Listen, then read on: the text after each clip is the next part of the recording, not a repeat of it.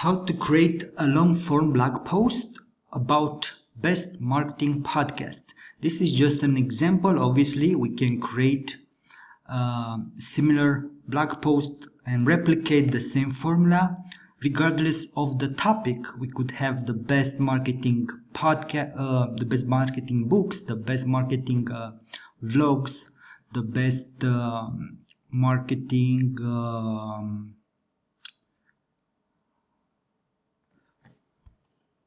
courses, tutorials, seminars, training, services, and so forth. Let's talk about the content. A quick search on Ahrefs via Keywords Explorer on Best Marketing Podcast will show us the top 10 Google, that's SERP results, and we will be easily able to browse through the top competitors for this key term. Okay, so among those 10 I have selected these 5. First of all, because I like the design of their website, the company behind the post and the content, and then I selected these because I like how they profile these podcasts. Now let's look first of all to the title. Let's see what they have in common and what's missing. So here, userguiding.com, they list top 10 marketing podcasts to listen in 2021, and this post was updated on March. On HubSpot, they list 27 marketing podcasts, so more, that's almost triple the number of the podcasts. So from the get-go, HubSpot with this title is already out competing this post. Now, I would expect this to be an advantage because you can write, you can have more content whenever you craft a post on 10 podcasts versus 27, right? A quick search on wordcount.com shows us that this article has around 2,500 words. Now keep in mind that this tool, wordcount.com, takes into account, I guess, the title and the menu, and if they have a footer menu as well, probably they take into account that as well. And counting HubSpot's article, they have less than 2,000 words. So let's, for a more legit count, let me open up a Google document and see who has the most content. I'm going to copy and paste just the article starting with the introductory paragraph till the end without no other content attached. That's the right way to count words. So tools, word count, it's 2,136 words. Okay, so now let's see the HubSpot article. Okay, so looks like it has 500 words less words. Okay, 500 less words. So that means it's a bit weird. I guess they share less information per podcast, which is obviously, and it's unfortunate. So yeah, they only share the name of the podcast, a graphic, and some short information about why listen to that podcast. In comparison, userguiding.com lists not just the reason why people should listen with multiple paragraphs, which is compelling enough. They also have an introductory paragraph about the podcast, about each and every podcast. So I recommend whenever you create content like this to follow the skyscraper technique, which means or the 10x rule, which means make your content 10x beat your competitors not just at design and graphics and layout, but also at content length and content quality. Let's inspect other competitors. So looks like this article on useproof.com, they also share their favorite episode.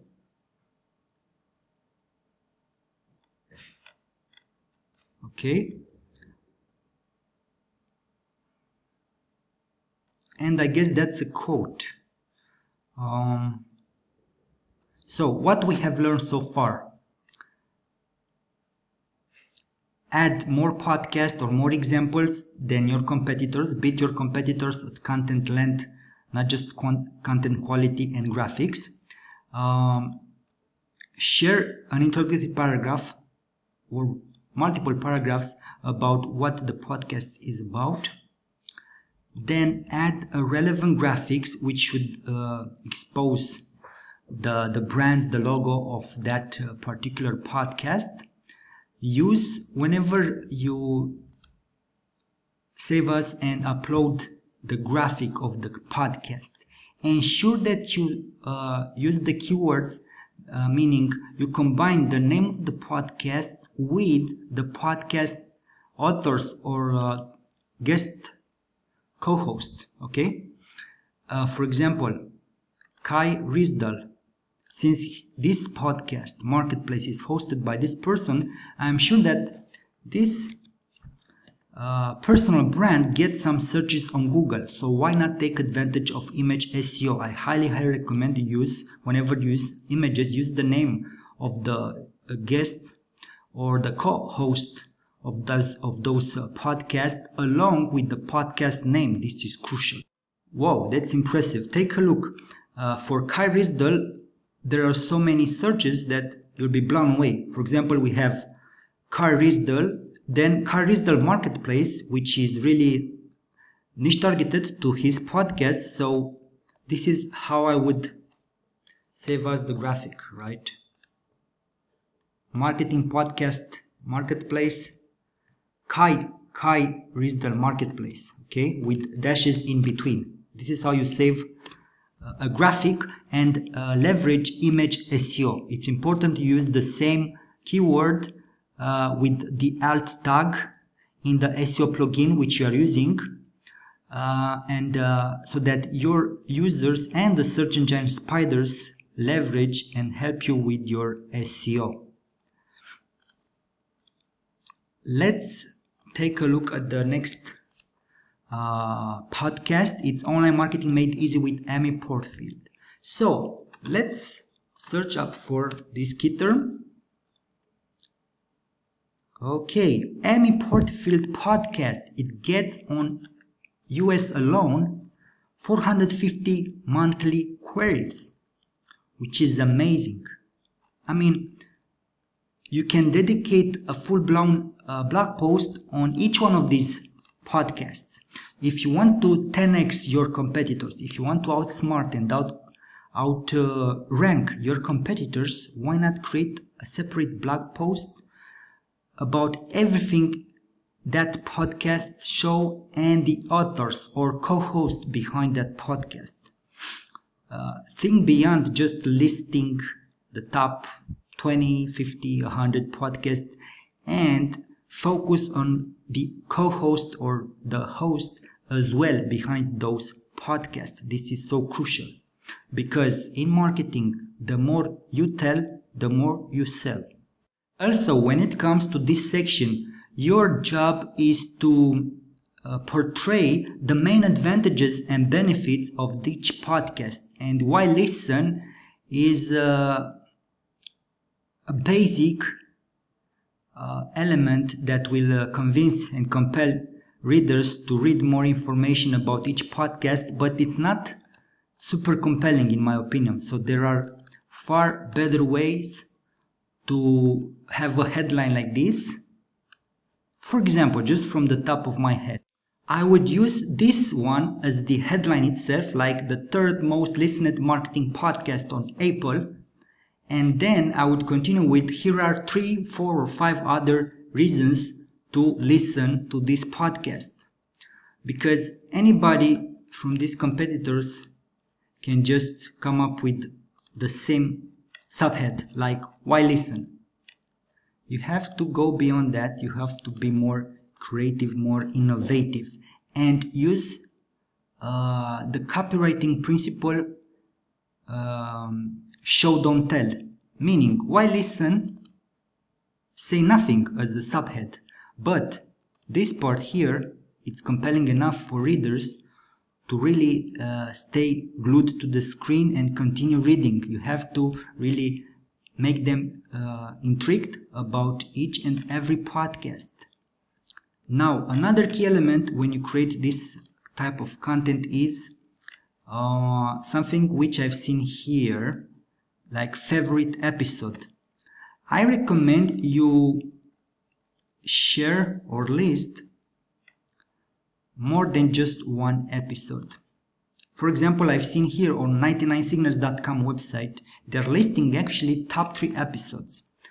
Definitely not sure how they, if this is the top 3 episode based on some rankings or some selection criteria. I guess, or I assume it's something personal.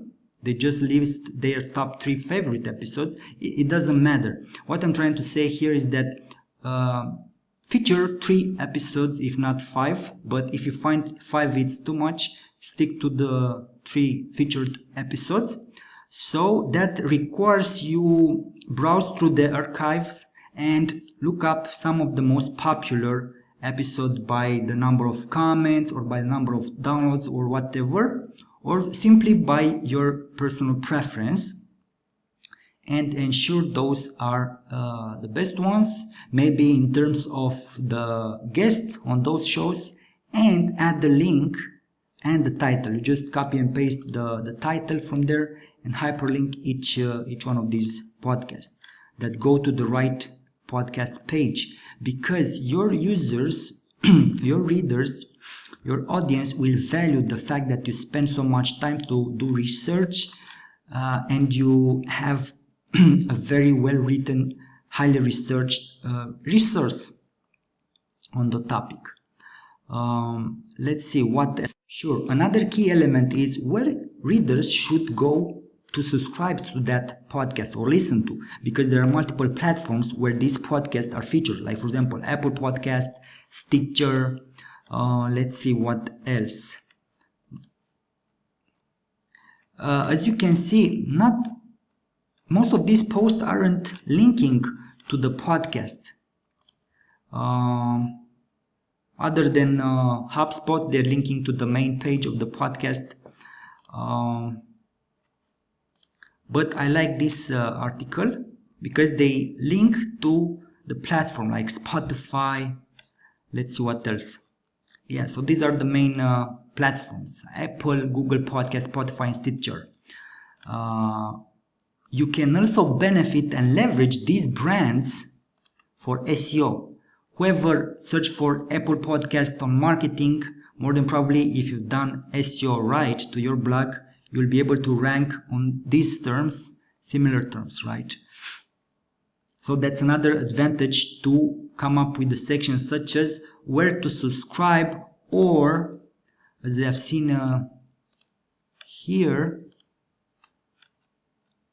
available on. So I would recommend you use where to subscribe / available on. So use both terms to feature the links that go to each platform where these podcasts are hosted on.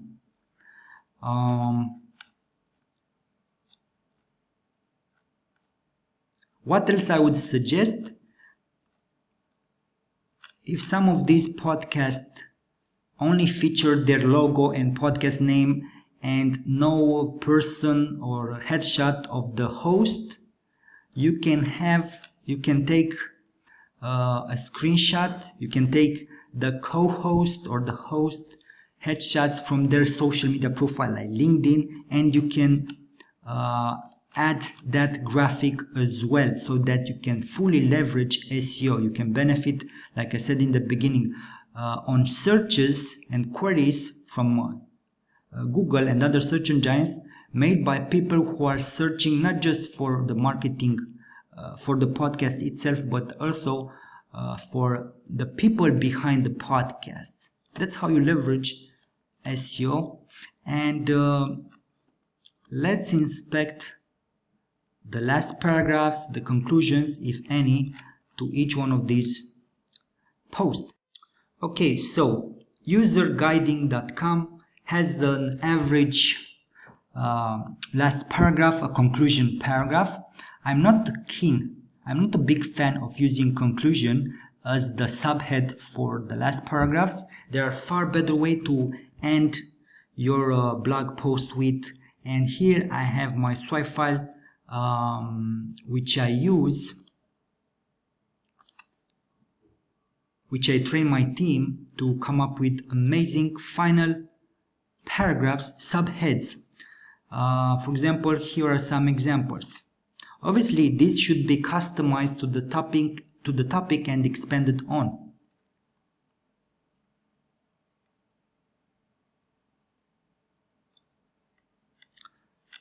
Like I said, I'm not a big fan of wrapping up, or in conclusion, or in summary, or bottom line, or in the end, or in closing. Everybody else uses that. So this is a weak subhead for a last conclusion paragraph. Let's see, HubSpot uses this, which is interesting. It's rather short, but it's far better than just conclusion. However, their last paragraph is super short. I like useproof.com last paragraph. Take a look, like a compelling subhead for the last paragraph. Actually, it looks like they have also a call to action last subhead, which asks their users if they know of other great marketing podcasts. This is to steer the discussion about the topic, around the topic, which is great. So far, UseProof has the best advantage so far. Plus, they list 21 podcasts, which is more than 10, but it's below 27 as HubSpot features. Let's see. 99 Signals, they featured the most podcasts, 30 best marketing podcasts, while Brandtastic only lists, actually they list 35. So Brandtastic lists the most podcasts. Unfortunately, their podcast description is very thin.